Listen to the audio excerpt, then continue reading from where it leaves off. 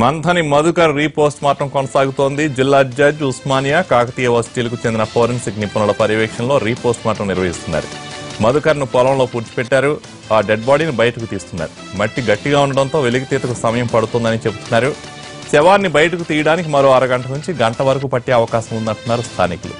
Dead బాడీని పూర్తిగా బయటకు తీసిన తర్వాత రీపోస్ట్ మార్టం జరుగుతుంది. అనంతరం సీల్డ్ కవర్లో నివేదికను హైకోర్టుకు అందించనున్నారు అధికారులు.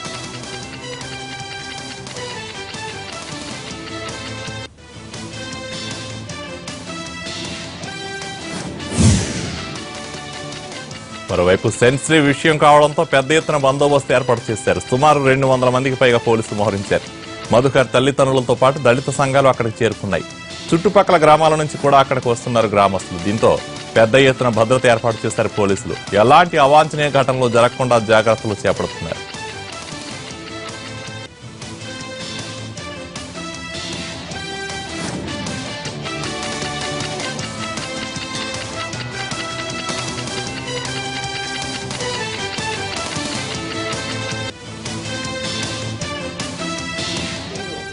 నా కొడుకుని చిత్రగింపలు చేసిండ్రు.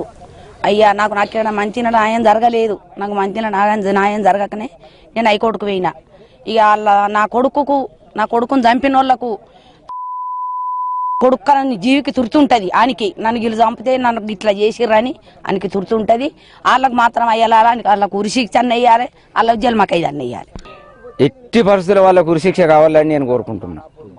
ఇప్పుడు మొదట చేసిన పంచనామా రిపోర్ట్ మా దగ్గర ఉందండి. అందులో ఏ గాయాలు లేవు. ఆయన వేసుకున్న ఏ కలర్ బనీని వేసుకున్నాడు, ఏ కలరు దారాలు చేతికి కట్టుకున్నాడు లాంటి వివరాలు రాస్తున్నారు. కానీ ఒంటి మీద ఎటువంటి గాయాలు లేవన్న రిపోర్ట్ మా దగ్గర ఉంది. దానికి భిన్నంగా ఇప్పుడు ఎటువంటి పొలిటికల్ ప్రెషర్ లేకపోతే వస్తుందని ఆశిస్తున్నాము. రెండోది, మేము ముఖ్యంగా డిమాండ్ చేసేది కీలకమైన విట్నెస్ అయిన అమ్మాయిని ఇంతవరకు మీడియా ముందు ఎందుకు ప్రజెంట్ చేయట్లేదు? అసలు అమ్మాయితోటి మీరు ఎటువంటి వివరాలు మాట్లాడినారు? అమ్మాయికి ముందే ఈ హత్య గురించి ఎట్లా తెలిసింది అనేది మేము అడుగుతున్నాము. ఈ రీపోస్ట్ మార్టంలో భాగంగా అమ్మాయిని ఖచ్చితంగా తెలంగాణ జిల్లాల కలెక్టర్లతో ముఖ్యమంత్రి కేసీఆర్ సమావేశం జరుగుతోంది. 7 అంశాలపై ప్రధానంగా ఈ భేటీలో చర్చిస్తున్నారు. ప్రభుత్వ కార్యక్రమాల అమలు, నీటిపారుదల ప్రాజెక్టులకు అవసరమైన భూసేకరణ, జిల్లాల్లో చేపల పెంపకం లాంటి అంశాలపై ఈ సమావేశంలో చర్చిస్తున్నారు. కేసీఆర్ హెల్త్ కిట్లు, గొర్రెల పంపిణీ, సాదా బైనామాల క్రమబద్ధీకరణ, మిషన్ భగీరథ, ఒంటరి మహిళలకు పెన్షన్లు, మంచినీటి సరఫరా లాంటి అంశాలపై ఫోకస్ చేయనున్నారు. ప్రాజెక్టుల నిర్మాణానికి డెడ్ లైన్ పెట్టుకుని పనిచేయాలని అధికారులకు చెబుతుండడంతో వాటి పురోగతిపై సమీక్షించుకున్నారు.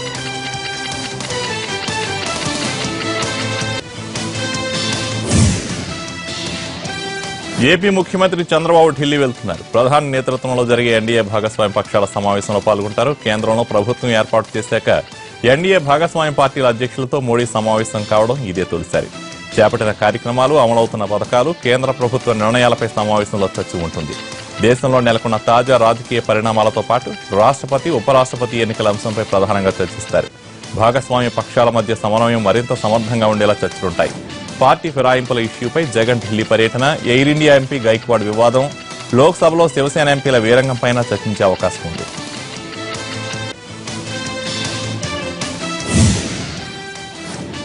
దక్షిణాది భారతీయులపై బీజేపీ నేత తరుణ్ విజయ్ చేసిన వివాదాస్పద వ్యాఖ్యల మీద పార్లమెంట్లో ప్రతిపక్షాలు నిరసనకు దిగాయి. లోక్సభలో గందరగోళం ఏర్పడింది. కాంగ్రెస్ సభ్యులు స్పీకర్ పోడియం వద్దకు వచ్చి నిరసనకు దిగారు. జాతి వివక్ష పూరిత వ్యాఖ్యలు చేసిన తరుణ్ విజయ్ పై చర్యలు తీసుకోవాలని డిమాండ్ చేశారు.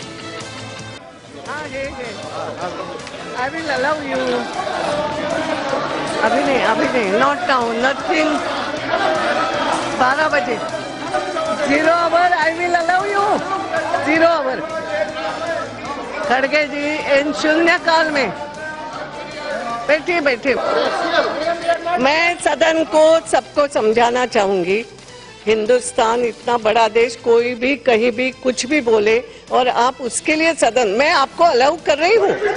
0 आवर में मैं 0 आवर में उठाने दूंगी। नो, प्रॉपर वे में आप 0 आवर में I am saying no, not now. मगर उसके लिए सदन को डिस्टर्ब नहीं करे, कृपा करके नहीं करे। తరుణ్ విజయ్ చేసిన వివాదాస్పద వ్యాఖ్యలపై హోంమంత్రి రాజ్నాథ్ సింగ్ స్పందించారు. ఇప్పటికే తరుణ్ విజయ్ ఈ వ్యాఖ్యలపై క్షమాపణలు చెప్పారన్నారు. భారత్ లౌకిక రాజ్యమని ఈ విషయంలో ప్రభుత్వం స్పష్టంగా ఉందన్నారు. चाहे कोई कितनी भी बड़ी ताकत क्यों न हो, लेकिन कास्ट, क्रीड, रिलीजन अथवा कलर के आधार पर डिस्क्रिमिनेशन की किसी भी सूरत में इस देश में इजाजत नहीं दी जा सकती है। पहले तो मैं ये स्पष्ट करना चाहता हूं। और दूसरी बात मैं यहां पर यह भी स्पष्ट करना चाहता हूं कि जिस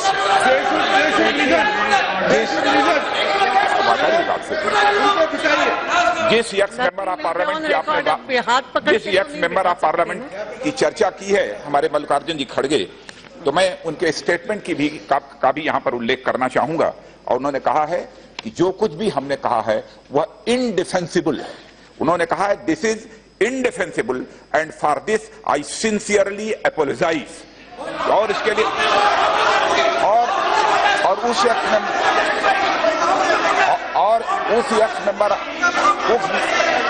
मेंबर ऑफ पार्लियामेंट के बारे में अध्यक्ष महोदय मैं यह भी स्पष्ट करना चाहता हूं कि उन्होंने ही अपने इंटरव्यू में जो कि उन्होंने न्यूज टाइम को दिया था, उन्होंने कहा कि he said adopted son of Tamil थई। उन्होंने अपने को कहा कि मैं तमिल मदर का एडॉप्टेड सन हूं। वो उस एक्स मेंबर ऑफ पार्लियामेंट ने कहा जिसकी यहां पर चर्चा की जा रही है। और ऑन वन ओकेजन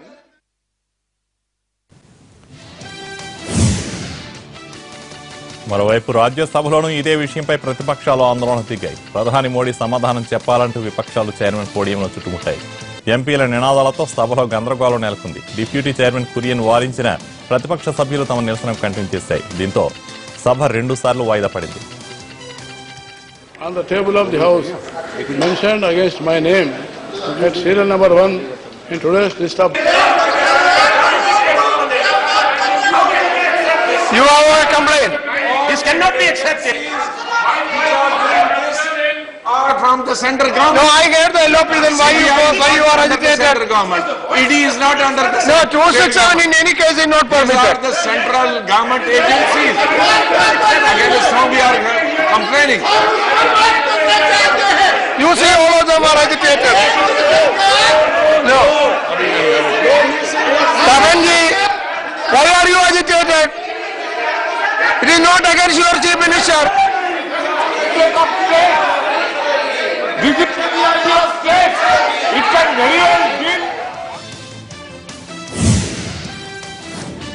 చెన్నైలోని ఆర్కే నగర్ ఉప ఎన్నిక రద్దు కావడంతో షాక్ లో ఉన్న శశికళ వర్గీయులకు మరో షాక్ ఇచ్చారు ఆదాయ పన్ను శాఖ అధికారులు. ఉప ఎన్నికల్లో 89 కోట్ల రూపాయల నగదు పంపిణీ చేశారన్న అభియోగాలు ఎదుర్కొంటున్న మంత్రి విజయభాస్కర్, ఇతరులు నటుడు శరత్ కుమార్ కు ఐటీ శాఖ సమన్లు జారీ చేసింది. దీంతో ఐటీ అధికారులు ఎదురు హాజరయ్యారు మంత్రి విజయభాస్కర్, అన్నాడీఎంకే నేత రాజేందర్. విజయభాస్కర్ ఇంట్లో దొరికిన డబ్బు, ఇతర వివరాల గురించి అధికారులు మంత్రిని ప్రశ్నిస్తున్నారు.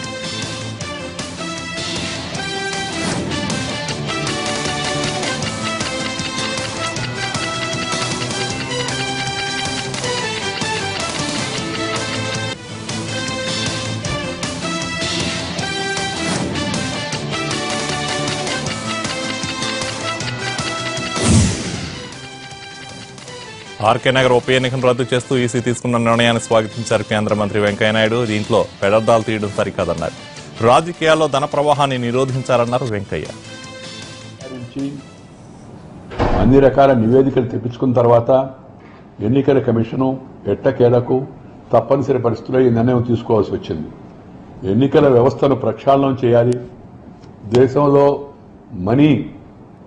ధన ప్రభావాన్ని తగ్గించాలి ఎన్నికల్లో అనే మహత్తర ఉద్దేశంతో ఎన్నికల కమిషన్ తీసుకున్న ఈ నిర్ణయాన్ని మేము స్వాగతిస్తూ ఉన్నాం. దీనికి పెడార్థాలు తీయడం, నల్లధనంపై పోరాటం ఏమైంది, పోరాటం కొనసాగుతూ ఉంది కాబట్టి ఇలాంటి చర్యలు జరుగుతున్నాయి. ఈ నల్లధనం ఎవరి హయాములైతే పోగుబడిందో వాళ్ళు ఇవాళ విపరీత వ్యాఖ్యానాలు చేయడం అవుతుందో అది నిజంగా చాలా దురదృష్టకరం. ప్రభుత్వం నల్లధనంపై పోరాటాన్ని ప్రారంభించింది. ఆ పోరాటంలో ఒక భాగంగా పెద్ద నోట్ల రద్దు చేసింది. ఆ తర్వాత కూడా ఇలా జరుగుతుందంటే ప్రభుత్వాలలో వివిధ స్థాయిల్లో, కింద స్థాయిల్లో ఉన్నవాళ్ళు, వివిధ రాష్ట్రాల్లో ఉన్నవాళ్ళు వాళ్ళందరూ కూడా దీని గురించి గంభీరంగా ఆలోచించాల్సిన అవసరం ఎంతో కూడా ఉంది. కేంద్రానికి సంబంధించిన వరకు ఈ అక్రమాలు వెలుగులోకి వచ్చాయి కాబట్టి అటు మీడియా రిపోర్ట్ల వలన, అలాగే ఇన్కమ్ ట్యాక్స్ డిపార్ట్మెంట్ యొక్క రిపోర్ట్ల వలన వచ్చిన నివేదికను చూసిన తర్వాత ఎన్నికల కమిషన్ సరైన నిర్ణయం తీసుకుంది. ఈ నిర్ణయం ప్రజాస్వామ్యాన్ని మరింత పటిష్టపరిచేందుకు, ఎన్నికల్లో అవినీతి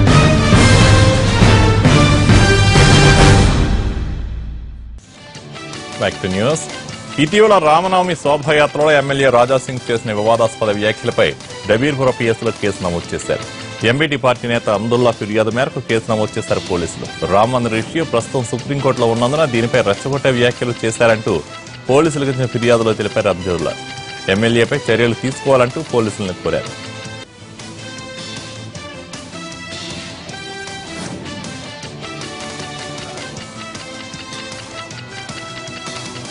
सुप्रीम कोर्ट के गाइडलाइंस के खिलाफ में भी इन्होंने स्पीच दिया। राम मंदिर बाबरी मस्जिद का टाइटल डिस्प्यूट जो है वो सुप्रीम कोर्ट में चल रहा है और कुछ दिनों में सुप्रीम कोर्ट उसका फैसला करने वाला है। और एक दूसरी चीज़ के ट्रांसपेरेंसी केस जो बीजेपी के तकरीबन 12 लीडर्स के ऊपर, उमा भारती, एल.के. अडवाणी, मुरली मनोहर जोशी जैसे बड़े बड़े खद्दावर लीडर्स के ऊपर ट्रांसपेरेंसी केस के अंदर भी 2-3 दिन में फैसला आने वाला है। तो एक मैटर सुप्रीम कोर्ट में पेंडिंग रखने के बाद में कोई भी लीडर या कोई भी बीजेपी का वर्कर अगर ये बयान देता है कि मैं बाबरी मस्जिद के मुकाम पर राम मंदिर बनाकर रहूँगा, ये वायलेशन ऑफ सुप्रीम कोर्ट है। तो इस वायलेशन के अगेंस्ट में उनके खिलाफ में उनको फौरी स्टेज से गिरफ्तार कर लेना चाहिए था, बल्कि हैदराबाद पुलिस खामोश तमाशा रही इस मसले पर ही नहीं, इससे पहले भी कई केसेस में एक मामूली सी गुड़म्बा डीलर से वो कारपोरेटर बने, कारपोरेटर से वो एमएलए बने। ये सिर्फ और सिर्फ हुकूमत और पुलिस की खामोशी की वजह से है। तेलंगाना सरकार टीआरएस गवर्नमेंट आने के बाद में उनके ऊपर से तकरीबन 15 केसेस बंद कर दिए गए। टीआरएस की पॉलिसी ये है कि हम अगर राजा सिंह के खिलाफ में कोई एक्शन लेंगे तो हिंदू मेजॉरिटी। మిర్చి రైతులకు గిట్టుబాటు ధర కల్పించాలంటూ వరంగల్ మార్కెట్ యార్డ్లో ధర్నాకు దిగారు తెలంగాణ కాంగ్రెస్ నేతలు. ఇవాళ ఉదయం మిర్చి బస్తాలను పరిశీలించిన టీపీసీసీ నేతలు రైతులను ఆదుకోవాలంటూ డిమాండ్ చేశారు. పరిస్థితి ఉద్రిక్తంగా మారడంతో కాంగ్రెస్ నేతలను అరెస్ట్ చేశారు పోలీసులు. కేసీఆర్ ప్రభుత్వానికి రైతుల పట్ల చిత్తశుద్ధి లేదని విమర్శించారు ఉత్తమ్. ప్రభుత్వానికి రైతుల ఆత్మహత్యలు కనపడలేదా అని ప్రశ్నించారు ఆయన.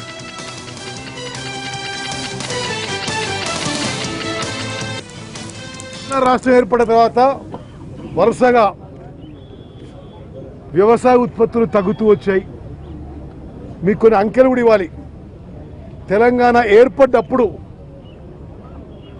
2013-14లో మొత్తం తెలంగాణ కలిపి రైతులందరూ ఉత్పత్తి కలిపి ఆహార ధాన్యాల ఉత్పత్తి 107 లక్షల టన్నులు.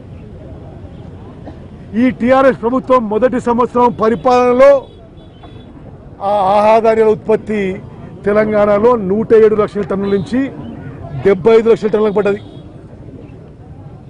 రెండో సంవత్సరం 15-16 75 లక్షల టన్నుల నుంచి 51 లక్షల టన్నులకు పడ్డది. అంటే మొత్తం తెలంగాణలో రైతుల ఆదాయం టీఆర్ఎస్ ప్రభుత్వం వచ్చిన తర్వాత సగానికి కొత్తపేట పండ్ల మార్కెట్లో వ్యాపారులు సమ్మె విరమించారు. మార్కెట్ సెక్రటరీ వేధింపులు, వ్యాపారుల లైసెన్స్ రద్దుకు నిరసనగా సమ్మెకు దిగారు. దీంతో మార్కెట్లో వ్యాపారం మొత్తం నిలిచిపోయింది. కొనుగోళ్లు, అమ్మకాలు బంద్ అయ్యాయి. సరుకు తీసుకొచ్చిన వాహనాలు కూడా పెద్ద ఎత్తున నిలిచిపోయాయి. దీంతో రంగంలోకి దిగారు మంత్రి జూపల్లి కృష్ణారావు. కొత్తపల్లి మార్కెట్ను సందర్శించారు. రైతులు పండ్లు అమ్ముకునేందుకు అవకాశం కల్పించాలని జూపల్లి సూచించారు. లేకపోతే వ్యాపారులపై చర్యలు తీసుకుంటామని హెచ్చరించారు మంత్రి. దీంతో వ్యాపారులు సమ్మెను విరమించారు.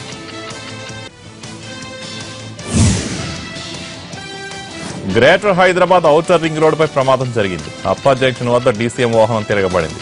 భవన నిర్మాణంలో ఉపయోగించే పైపులపై వెళ్తున్న డీసీఎం టైర్ పేలిపోవడంతో ఒక్కసారిగా అదుపు తప్పింది. ఈ ప్రమాదంలో ఇద్దరికి గాయాలయ్యాయి. అందులో ఒకరి పరిస్థితి విషమంగా ఉంది.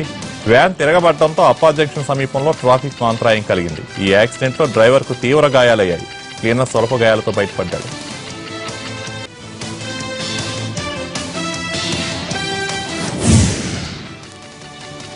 ఆంధ్ర భద్రాద్రి ఒంటిమిట్ట కోదండరామాలయంలో కళ్యాణ వేడుకలకు అన్ని ఏర్పాట్లు జరిగాయి. ఇవాళ రాత్రి పున్నమి వెన్నెలలో సీతమ్మను మనువాడనున్న రామయ్య, గవర్నర్ నరసింహంతో పాటు పలువురు రాష్ట్ర మంత్రులు ఈ వేడుకలకు హాజరవుతారు. వేలాదిగా తరలి వచ్చే భక్తులకు ఎలాంటి ఇబ్బందులు లేకుండా చలువ పందిళ్లు వేశారు. ప్రముఖులు కూర్చునేందుకు కళ్యాణ వేదిక దగ్గర ఏర్పాట్లు చేశారు. వీఐపీల కోసం ప్రత్యేక బారికేడ్లు ఏర్పాటు చేశారు. రేపు ఒంటిమిట్టలో రథోత్సవం నిర్వహిస్తారు.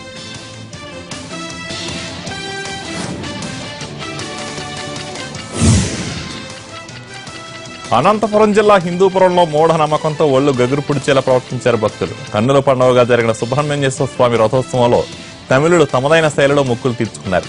రథాలు లాగుతూ భక్తి చాటుకోవడమే కాకుండా శరీరానికి ఇనుప కుక్కెళ్లు తగిలించుకుని వేలాడారు. నోటికి ఇనుప చువ్వలు గుచ్చుకుని విన్యాసాలు చేశారు.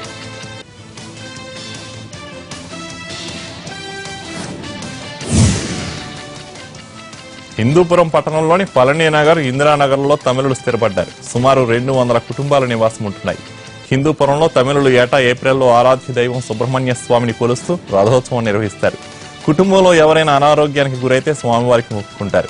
కోరికలు నెరవేరితే వివిధ రకాలుగా మొక్కులు చెల్లించుకుంటారు. స్వామివారి పలు రథాలను లాగుతూ పట్టణంలో ఉత్సవం నిర్వహించే వేళ ఒళ్ళు గగురుపాటుకు గురి చేసే ఫీట్లు చేశారు. రక్తం చిందిస్తున్న లెక్క చేరు. అనాదికాలంగా వస్తున్న మూఢ నమ్మకాలతో కొక్కేలను శరీరానికి దించి నోటికి ఇనుప చువ్వలు గుచ్చుకుని భక్తిని చాటుకుంటారు.